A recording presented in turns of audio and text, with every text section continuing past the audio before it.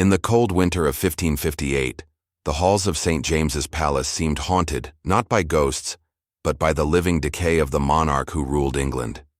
Mary Tudor, daughter of Henry VIII and Catherine of Aragon, once known as the Pearl of England, now presented a grotesque figure to the courtiers and servants who had long whispered about her fanaticism.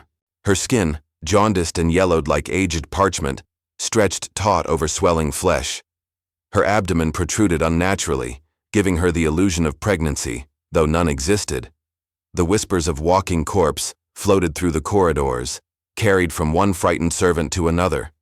Her mind, already hardened and distrustful from decades of betrayal, now teetered on the edge of mania. Physicians, powerless and terrified, observed her convulsions and tremors, unable to intervene beyond the crude remedies of the era. Bleeding, purging, and herbal concoctions that did little more than increase her suffering. Every moan, every scream that echoed through the high-ceilinged chambers painted a scene of torment more befitting a nightmare than a palace. Mary's paranoia had reached a crescendo. She saw her enemies not only in her Protestant subjects, but even within her closest advisors. The shadow of the executioner that she herself had once wielded now seemed to loom over her. Earlier in life, Mary's trajectory had promised a crown, but delivered trauma. Born in 1516, she spent her first years in luxury, nurtured and educated as the heir to England's throne. That fragile world shattered when Henry VIII sought to annul his marriage to Catherine of Aragon for Anne Boleyn, branding Mary illegitimate. The psychological blow was immense. One day a princess and heir, the next a bastard, stripped of privileges, forced to serve as lady-in-waiting to her half-sister Elizabeth. Isolation, constant surveillance, and threats of execution forged a mind of suspicion and rigid faith. Mary clung to Catholicism as her only refuge, even as her father dismantled the Church of England. Her adult years, though crowned, were marked by relentless obsession with religious conformity. Upon ascending the throne in 1553 after Lady Jane Grey's brief reign, Mary embarked on her mission to restore Catholicism, executing nearly 300 Protestants by burning. She watched, sometimes personally instructing bishops, taking perverse care that victims were given sermons before their immolation. The kingdom became a stage for terror, and yet paradoxically, her own life began to mirror the horrors she imposed. By 1554 and later 1557, Mary experienced phantom pregnancies. Her abdomen swelled, she endured morning sickness, and perceived fetal movement. The court, terrified of contradicting their queen, confirmed the pregnancies, preparing royal cradles and hiring wet nurses. As months passed with no child, humiliation, desperation, and paranoia deepened. Her husband, Philip II, who had sought her hand for political gain, spent increasing periods away, leaving Mary isolated, convinced of conspiracies surrounding her. Her delusions compounded the physical deterioration of her body, which modern physicians speculate may have suffered from uterine or liver cancer. Mary's final months were a grotesque spectacle. She attempted to govern from her bed, summoning ministers and foreign ambassadors who recoiled at her emaciated form, the stench of decay, and the dark lesions spreading across her body. Her cheeks hollowed, lips blackened and cracked, and skeletal features revealed the merciless progression of disease. Night brought convulsions and hallucinations, visions of the Virgin Mary promising salvation, or demons threatening eternal damnation.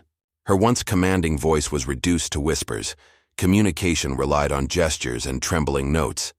The court, accustomed to obedience, faced a queen rendered helpless by the very flesh that had once embodied authority. Despite the agony, Mary retained the veneer of control. She continued to insist on royal rituals, religious observances, and the management of her council. Yet each act of governance was a testament to human fragility. A sovereign rendered powerless by illness, trapped in a decaying body, while the kingdom watched the slow dissolution of its ruler. Her personal torment was intertwined with her public cruelty. The suffering she had inflicted on others seemed mirrored in her own agonizing demise. As November deepened, the inevitability of her death became apparent. Her body, failing piece by piece, became a living tomb. Royal physicians began preparing the court for her passing, while abroad, exiled Protestants prepared for Elizabeth's succession. John Foxe and other chroniclers would later shape the memory of Mary's reign, immortalizing the Marian martyrs and cementing her legacy as Bloody Mary. Her death, both horrific and public, became a cautionary tale. Crowns offer no protection, divine right cannot shield from disease, and fanaticism leaves an indelible mark on history. Mary Tudor, once the Pearl of England, died in November 1558 at the age of 42, her body ravaged beyond recognition, her legacy forever intertwined with both terror and tragedy. Her reign, though brief, revealed the destructive power of fear, isolation, and unchecked religious zeal, and her passing illustrated the ultimate equality of all humans before death. Mary Tudor's reign, though fully established by 1554, was a relentless struggle against both internal and external enemies. Her mind, already hardened by years of humiliation, paranoia, and trauma, now bore the crushing weight of responsibility for a kingdom she feared was slipping from her control. Every morning brought new anxieties: letters from foreign courts, petitions from subjects, reports of dissent, and rumors of plots whispered in dark corners. The palace, once a symbol of imperial majesty, became a theater of dread. The shadows of her own fears cast across the marbled floors. The queen's body, still ravaged by illness, reflected the unyielding pressure of authority. Her swollen frame and jaundiced complexion betrayed her to all who came near. Courtiers, both loyal and fearful, tiptoed around her presence, careful not to provoke her wrath. Servants whispered of her constant nightmares, of visions in which Protestant conspirators crept through palace corridors, plotting her demise. Her eyes, once sharp and commanding, now flickered with suspicion, darting from face to face, searching for hidden threats. Mary's obsession with religious conformity had reached its zenith. Every act of governance was colored by a need to eradicate heresy. Even as Protestant uprisings were quelled, Mary's fear persisted. She meticulously reviewed the cases of heretics, insisting on detailed reports of confessions, sermons, and executions. Ministers feared her piercing gaze.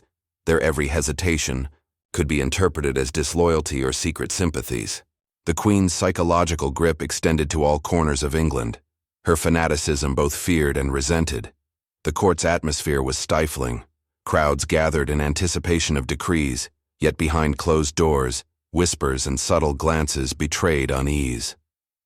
Servants, priests, and nobles alike navigated a labyrinth of fear, their eyes constantly flicking toward the throne, anticipating Mary's sudden outbursts.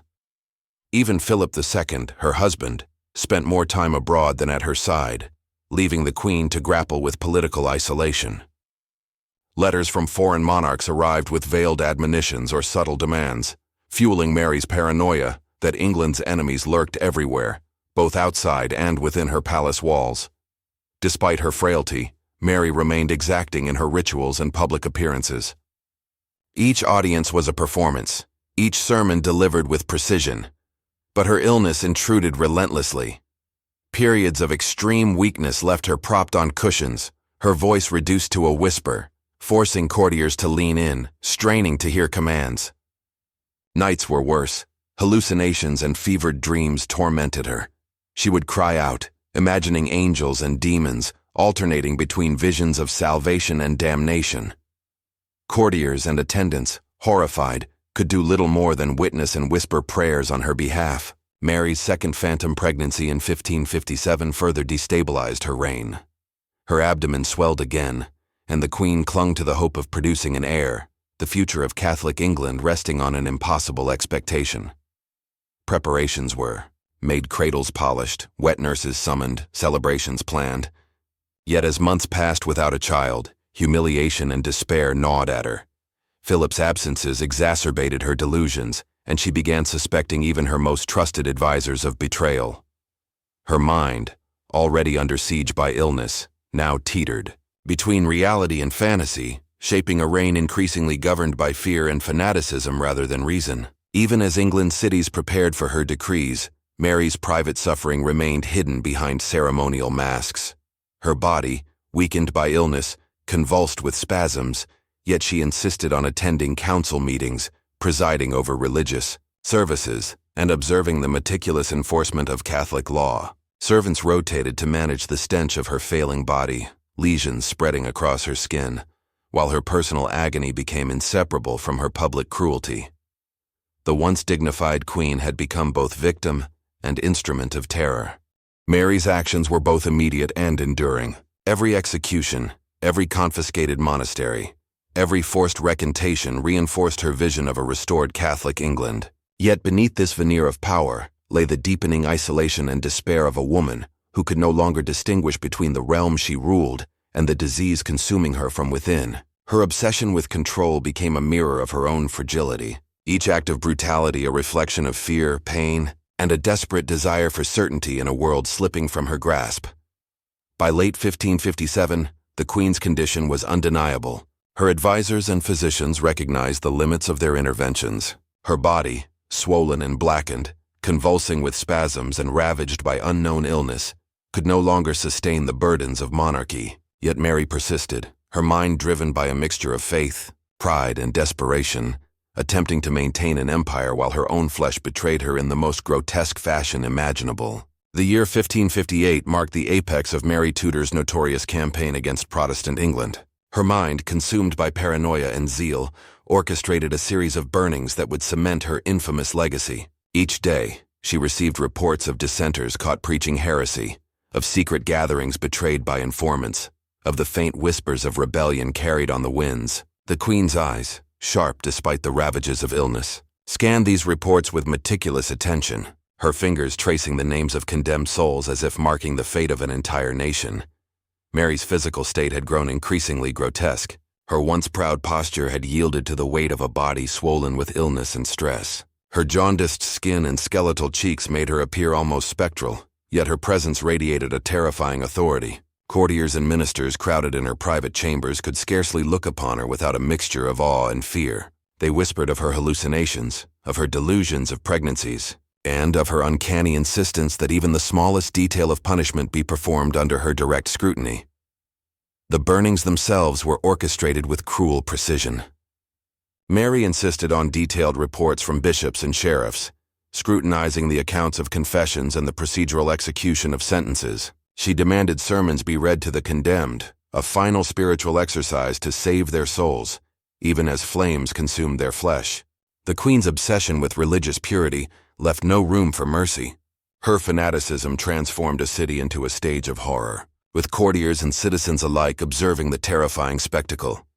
Despite the horrors, Mary maintained the outward appearance of ritual and decorum. Every execution, every public proclamation, every review of heretics' cases was performed with painstaking formality. Servants crowded the chambers, priests hovered nervously, and ministers leaned in to witness her decrees. Yet behind this ceremonial veneer lay the agonies of a monarch consumed by disease. Her body convulsed during meetings, her voice barely audible above the whispers, yet she persisted, commanding attention with a mental acuity sharpened by years of trauma and paranoia. Mary's psychological torment was mirrored by her isolation. Philip II spent prolonged periods abroad, negotiating the political and religious landscape of Europe, leaving Mary to grapple with her internal fears. Courtiers, fearful of missteps, acted cautiously, their faces crowded with concern and apprehension. Even close advisors were not exempt from suspicion. Mary's gaze, piercing and unrelenting, could reduce years of loyalty to dust with a single word. Her paranoia painted enemies where none existed, transforming minor disagreements into imagined conspiracies. The Queen's deteriorating health did little to slow her religious campaign. Swollen and blackened, weak and trembling, Mary insisted on attending processions, visiting churches, and supervising legal punishments. Her body, riddled with lesions and convulsions, contrasted sharply with the unwavering authority she exerted over her realm. The court became a theater of tension, crowded corridors, nervous attendants, and fearful courtiers navigated around the Queen's presence, anticipating sudden outbursts or commands. By late autumn, Mary's reign of terror had left deep scars on England's religious landscape. Families mourned the loss of loved ones, monasteries lay empty, and the population had become wary of every interaction with the crown. Yet Mary remained consumed by her belief in divine justice. Her fevered visions and phantom pregnancies intensified, intertwining with her sense of moral and religious duty. further blurring the lines between reality and obsession. Even as her body failed, the Queen's resolve did not. Mary Tudor's final months were marked by a relentless drive to assert authority and enforce religious conformity. Her physical agony, psychological torment, and political ruthlessness coalesced into a reign that, though short-lived, left an indelible mark on England's history. In these moments, the Queen was at once a figure of terrifying power, tragic vulnerability, and grotesque suffering, a symbol of human ambition and its cruel entanglement with mortality. By the early months of 1557, Mary Tudor's obsession with producing a Catholic heir had reached a fevered pitch. Every corner of the palace was imbued with anticipation and tension. Servants whispered nervously in hallways, priests whispered prayers in darkened chambers, and courtiers cast anxious glances at their queen, whose body continued to betray her with swelling jaundice and blackened features. She moved through these halls like a spectral figure, her swollen abdomen seemingly confirming the rumors of pregnancy, though no child would ever appear. Mary's mind was ensnared by visions of a divine heir, a child destined to restore Catholic England. Each morning she awoke with the conviction that this child existed within her, that movements and sensations she felt were signs of divine approval. Physicians, terrified of contradicting their queen, feigned affirmation, though privately they questioned the phantom pregnancy. Ministers and attendants, crowded in the chamber, bore witness to the Queen's delusions with a mixture of fear and sympathy, knowing any doubt could be interpreted as treason. The political stakes of Mary's supposed pregnancy were immense. Philip II, though married to Mary, spent long periods abroad, leaving the Queen isolated. Courtiers, crowded into her private chambers, were pressured to manage her growing delusions, to prepare the royal cradle, and to organize ceremonies for a child that existed only in Mary's mind. Each day the palace became more tense, more crowded, as servants, priests, and officials all played roles in sustaining the illusion. Mary's physical suffering continued to worsen. Swelling extended across her abdomen and limbs, jaundice darkened her skin, and blackened lesions began to appear. She endured convulsions and vomiting, yet persisted in her daily rituals of courtly business. Crowds of officials, advisors, and attendants navigated around her, fearful of triggering her wrath. The palace corridors echoed with hushed conversations, each person attempting to interpret the Queen's volatile moods while maintaining a facade of obedience.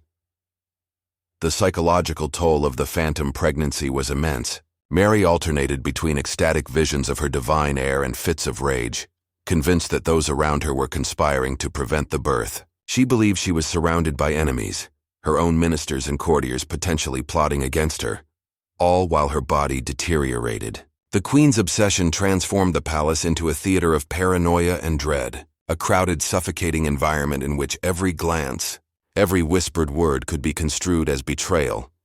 As months passed, the tension and physical agony reached their peak. Servants crowded her chambers to assist with daily tasks. Physicians hovered nervously over treatments that only worsened her suffering, and ministers documented every decree and procession, fearing the Queen's unpredictable wrath. Even routine meetings became exercises in psychological endurance, as the Queen's mind fluctuated between religious ecstasy and delusional paranoia.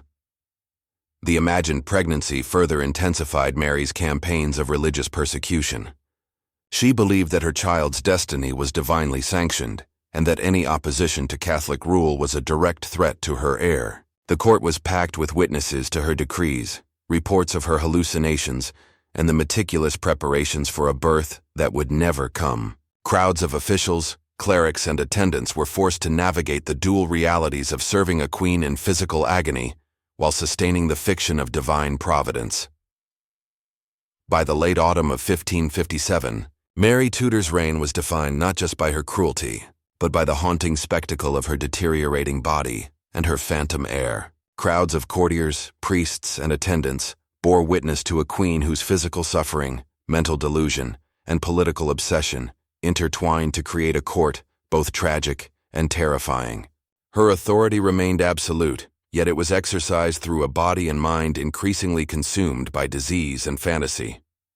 By 1558, Mary Tudor's reign had entered its final, most notorious phase, the relentless persecution of Protestants across England. The Queen's obsession with religious orthodoxy had become absolute. Her court and council chambers were crowded with officials, priests, and advisors who bore witness to her extreme devotion and terrifying cruelty. Every corner of her palaces, every town and village was gripped by fear of her decrees. The burnings of heretics were meticulously organized. Mary, frail yet commanding, personally oversaw the preparation of victims. She read letters from bishops and advised on the timing, insisting that sermons be delivered before execution, believing that the spiritual salvation of the condemned justified their suffering. Courtiers and attendants crowded her chambers, noting every command, afraid of missteps that could be interpreted as treason.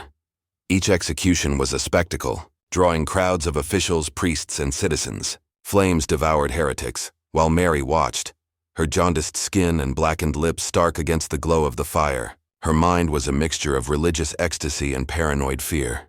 She suspected even her closest advisors of secret Protestant sympathies. The halls of her palaces echoed with whispers, screams, and the crackle of fire as courtiers navigated the terrifying theater of her authority. Mary's paranoia extended to international relations. Ambassadors and envoys crowded the court, observing the Queen's volatile moods and the meticulous planning of executions. Even Catholic monarchs, sharing her faith, were unsettled by the fervor and severity of her campaigns. The Queen's obsession with purity and divine mandate created an atmosphere where loyalty and obedience were constantly tested.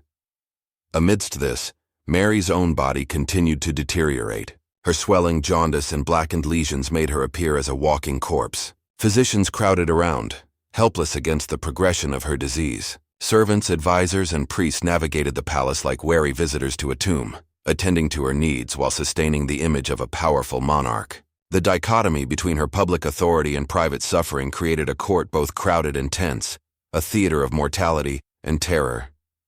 Mary's psychological state was increasingly fragile. The constant fear of conspiracies, combined with her declining health, made her highly suspicious and erratic. Crowds of courtiers and advisors found themselves mediating between the Queen's demands and the realities of governance. Every council session, every public appearance, became a careful negotiation between obedience, survival, and the performance of faith. The legacy of the Marian martyrs grew even before Mary's death. Crowds of witnesses, scribes, and chroniclers documented the executions, carrying news across England and beyond. Mary's reign was simultaneously a demonstration of absolute power and a cautionary tale of human cruelty intertwined with personal suffering. Her court, crowded with subjects, clerics, and advisors, became a living monument to the terrifying convergence of delusion, disease, and fanaticism. By the late months of her reign, Mary Tudor was a figure of both fear and pity. Her decrees continued, her body continued to fail, and her court remained crowded with those compelled to serve, witness, and survive her final, horrifying acts. The contrast between her mortal decay and her absolute authority was stark, cementing a reputation that would echo through history. By early 1558, Mary Tudor's physical and mental state had deteriorated further. Convinced she was carrying the long-awaited Catholic heir, she became obsessed with her phantom pregnancies. Her swollen abdomen, jaundiced skin, and blackened lips were misinterpreted by physicians as evidence of miraculous conception, feeding her delusions. The Queen, frail yet imperious, ordered elaborate preparations for the child's arrival. Cradles were built, wet nurses hired, and celebrations planned, even as months passed with no child appearing. Mary's paranoia intensified. She believed conspiracies were afoot, imagining plots to poison her or steal her unborn heir. Courtiers and attendants tread carefully, reporting minor mishaps with exaggerated caution, fearful of invoking the Queen's wrath. Her behavior oscillated between ecstatic hope and despairing rage, transforming the royal court into a theater of psychological torment. Private audiences were a mix of awe and terror. Physicians confirmed her supposed condition despite growing doubts, while advisors whispered prayers and reassurances. Mary, swathed in luxurious gowns, moved slowly, her swollen form imposing and grotesque, yet demanding reverence. Candlelight flickered across her pale, jaundiced skin, reflecting a tragic contrast between regal dignity and corporeal decay. Outside, the public remained unaware of her delusions, but rumors spread. Servants, messengers, and palace staff navigated tense corridors, balancing obedience with self-preservation. Mary's obsession with her phantom pregnancies also intensified religious fervor. She prayed incessantly, sometimes screaming for divine signs or punishment for imagined enemies. The political ramifications were profound. Her husband, Philip II of Spain, increasingly distant, spent long periods away from England. Mary interpreted his absence as betrayal, heightening her paranoia. Advisors attempted to manage affairs, but the Queen's delusions dominated decision-making, influencing court appointments, religious policy, and even the planning of executions. As weeks turned into months, the grotesque reality of Mary's condition became undeniable. Her body continued to swell and deteriorate, her pain constant. Yet her mind clung to the idea of an heir, projecting hope onto a cruelly false narrative. Courtiers, physicians, and attendants navigated an environment where appearances were prioritized over truth. Compelled to uphold the illusion of royal divinity, Mary's private chambers became arenas of tension, with attendants quietly observing the Queen's erratic behavior, whispering prayers and monitoring her body for signs of further decline. These months revealed a woman consumed by obsession, trapped between physical agony and spiritual delusion, wielding absolute authority over her court, even as her own control over her body waned. The phantom pregnancies of Mary Tudor highlight the convergence of political ambition, religious fanaticism, and human frailty. Her insistence on imagining an heir illustrates the tragic intersection of hope, desperation, and the inexorable deterioration of her health and sanity. By mid-1558, Mary Tudor's body had deteriorated into a grotesque spectacle of disease and decay. Her swollen form, jaundiced skin, and blackened lips made her appear more corpse than monarch. Physicians were powerless, administering treatments that worsened her agony rather than alleviating it. Attendants moved cautiously, fearful of both her wrath and the overwhelming stench that now emanated from her chambers. Mary's mind teetered on the edge of delirium. She experienced visions of the Virgin Mary promising salvation, only to be tormented by hallucinations of demons dragging her to hell. These episodes terrified even her most loyal priests and attendants. Her authority persisted, but it was a fragile veneer over a body failing by the day. In council sessions, Mary attempted to conduct royal business from her deathbed. Her voice, once commanding armies and condemning heretics, had diminished to a whisper, forcing courtiers and scribes to strain to hear her commands. The tension was palpable. Ministers and foreign ambassadors witnessed the Queen's decrepit form while attempting to maintain protocol and respect. Her paranoia intensified. Mary suspected plots among her advisors, imagined spies in her midst, and insisted on constant surveillance. Courtiers navigated a landscape of fear and obedience, their actions dictated by the Queen's fragile mental state. Candlelight flickered across worried faces, emphasizing the psychological strain of serving a dying monarch consumed by fanaticism. Despite her decline, Mary remained obsessively involved in her religious mission. She insisted on reviewing the last letters and records of executions, praying over accounts of the Marian martyrs, and commanding detailed arrangements for her funeral to reflect her unwavering Catholic devotion. Her court, a mixture of loyal servants and fearful officials, became a stage where mortality, power, and delusion converged. Mary's physical suffering reached unimaginable heights. She endured constant pain from swelling, lesions, and organ failure. Her digestive system ceased to function properly, leading to violent bouts of vomiting and diarrhea. Attendant, docteur, and priests worked in a delicate balance of care, fear, and ritual, attempting to preserve the illusion of royal dignity while witnessing her body's relentless decay. The psychological interplay of her agony and cruelty was stark. Mary's own suffering seemed to fuel her obsession with punishing heretics and controlling her court. Her final months were defined by a fusion of pain, fanaticism, and the absolute fragility of human life, a reminder that even a monarch is powerless before disease and mortality. As November approached, the inevitability of death weighed heavily. Mary's body deteriorated piece by piece. Different organs failed at different rates, prolonging her torment. Courtiers, priests, and foreign representatives prepared for the transition of power, witnessing a queen whose authority was now intertwined inseparably with suffering, decay, and a legacy of terror. By late November 1558, Mary Tudor's long agony reached its inevitable conclusion.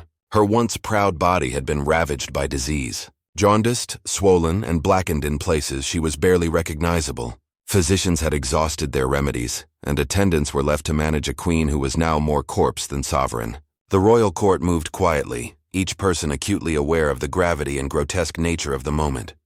Mary's mind, already teetering on delirium, drifted between visions of salvation and torment. She believed herself haunted by the souls of those she had executed, and sometimes whispered apologies or prayers for forgiveness. At other moments, she raged at imagined conspiracies, her voice a frail echo of its former authority. Candlelight flickered across her distorted features, casting a macabre glow on her deteriorating form.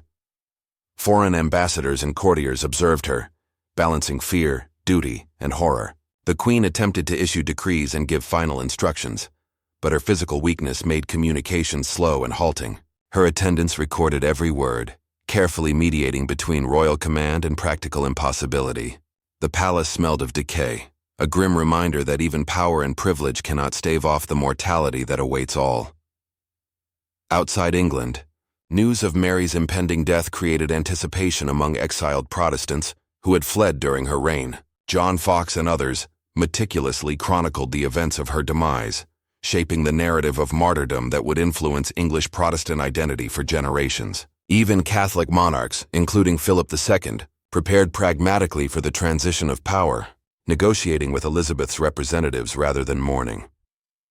Mary's final hours were a fusion of physical suffering and psychological torment.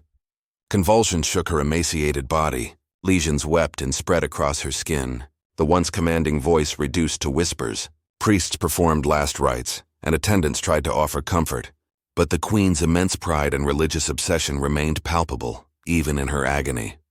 Upon her death, the court confronted the stark reality of human fragility. Her body, partially mummified in some areas while actively decomposing in others, reflected the merciless cruelty of disease. The funeral preparations were harrowing, as the intense odor and corruption of the corpse required careful handling. Mary Tudor, who had wielded absolute power over life and death, now lay vulnerable and defiled, a final, bitterly ironic testament to the limits of earthly authority. Mary's passing left an indelible mark on history. Her persecution of Protestants, her obsessive devotion to Catholicism, and her fanatical rule were forever intertwined with her own tragic mortality.